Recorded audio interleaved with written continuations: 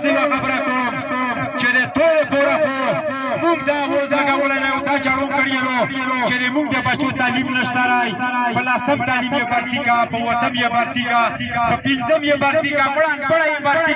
کا د موږ پسمانده یې لوکارو د هغې باوجود یا دغه بچي اوچتېږي د موږ مشران د موږ نمایندګان دغو نلقو سره چوي و چې موږ ون نسي و هغو تورو تنبوله یې بیایي دا د موت او غفلت هم دی کله چې یو پنځه منټه کې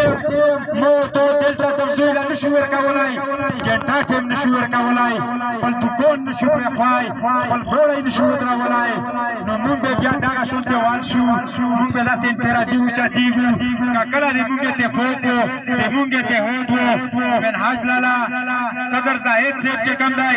دغو چې د غلط کور نه و کړی دغو شوکه ډکه نه وه کړې دا قتلون نه وو خو دغو د عوام اواز اوچت کړی و خو دا خبره یې کړې وه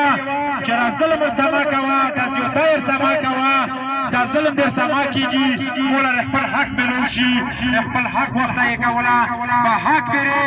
دا تورو تنبوله یې ورسول د موږ دا غری چې دغه پر زور سره مزاحمت کوو موږ په دغه باندې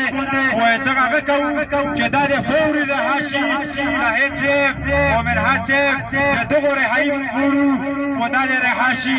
وما علینا وإلا البلاغ